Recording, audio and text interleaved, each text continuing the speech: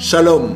Aujourd'hui, je voudrais encore encourager les personnes qui vivent dans la peur. Tu peux avoir peur au point de perdre la foi, au point de perdre espoir en Dieu. Non pas que tu ne sais pas qu'il est capable, mais c'est juste que tu n'as plus la foi que cette situation va changer, que cette personne va changer à cause de la peur que tu as. J'ai un message d'encouragement et de réconfort pour toi si tu es dans cette situation. Sache que c'est Dieu qui veut parler à ton cœur en passant par sa parole. Lisons dans Psaume chapitre 118. Verset 6. Il est écrit, l'Éternel est pour moi, je ne crains rien. Que peuvent me faire des hommes? Confesse cette parole et reçois-la comme la tienne. Aujourd'hui même, ta vie peut être transformée, surtout dans la manière dont tu perçois les choses, en te basant sur la parole de Dieu. Lorsque Dieu t'a créé, le Dieu qui a créé les cieux, la terre, s'il est pour toi, tu n'as rien à craindre. Le verset ne dit pas que tu ne dois pas craindre parce que tu n'as pas d'ennemis, ou parce que tu n'as pas de problème, mais parce que l'Éternel est pour toi. Il est de ton côté. Aussi longtemps que tu es sur la terre, il y a toujours et il y aura toujours des situations difficiles. Il y aura parfois des injustices à ton égard. Des choses ou des gens qui peuvent te faire peur, comme aujourd'hui. Mais dis comme David, que peuvent me faire des hommes si Dieu est pour moi? Vous savez que quand les États-Unis ou une grande puissance mondiale sont pour un pays ou font une alliance avec un petit pays, aucun autre pays ne peut l'attaquer, ne peut oser attaquer ce petit pays car ces grandes puissances pourraient être impliquées et le défendre. Il sera respecté à cause de ses alliés. Nous qui avons cru en Dieu, nous qui avons Dieu de notre côté, nous devons savoir alors, comme David, que les hommes ne peuvent rien nous faire. Ce n'est pas que David n'avait pas d'ennemis, ce n'est pas que David n'avait pas d'ennemis qui pouvaient l'attaquer, mais il voulait dire que même si ses ennemis l'attaquent, il ne peut pas craindre car Dieu est pour lui, Dieu est de son côté. Peut-être que tu as des dettes, peut-être que tu n'arrives pas à payer ton loyer, peut-être que tu as peur d'une personne qui a une certaine autorité sur toi, sur ta famille, peut-être que c'est ton employeur, peut-être que c'est la banque. Il y a des choses qui peuvent faire que tu aies peur aujourd'hui. Et cette peur te paralyse, t'empêche de penser correctement. Tu ne vois que du négatif qui va t'arriver. Tu n'arrives pas à trouver sommeil à cause de la peur. Tu n'arrives pas à avoir de l'appétit à cause de la peur. Prends courage et garde les yeux fixés sur l'Éternel. Il est celui qui te défend, celui qui est au-dessus de toutes ces personnes que tu crains, au-dessus de toutes ces situations qui te font peur. Cette peur peut te pousser à parler de ta situation à pas mal de personnes parce que tu penses que tu es seul. Tu as besoin que les gens te comprennent. Tu as besoin que les gens reconnaissent ton problème, te considèrent. Mais je veux te dire que tu n'es pas seul. Même s'il arrive que tu aies l'impression que personne ne te comprend, que personne ne te voit, que tu es seul, sache que tu n'es pas seul. Ce sont des pensées de solitude que le diable t'envoie pour nourrir cette peur, pour te montrer que tu n'auras pas de secours. Mais attends-toi à Dieu, espère en lui et garde tes yeux fixés sur lui. Garde foi en lui dans les moments les plus sombres. Si tu espères que ce soit lui qui va te défendre, tu verras pourquoi David a dit ainsi. Que peuvent me faire les hommes? Car ils auront beau essayer, mais l'Éternel te fera grâce. Il te défendra. Tes ennemis t'enverront des attaques et une multitude d'anges de l'Éternel te protégeront. N'aie pas peur des attaques, mais sois plutôt conscient de la grandeur de ton Dieu face à ces attaques. Fais ce que tu peux faire, fais ce que tu dois faire aujourd'hui et laisse Dieu s'occuper de tout ce que tu ne peux pas faire. À partir de maintenant, change ta manière de prier. N'aie plus de prière de lamentation. Arrête de te lamenter. Arrête de divulguer tous tes problèmes à tout le monde. Mais mets-toi à genoux.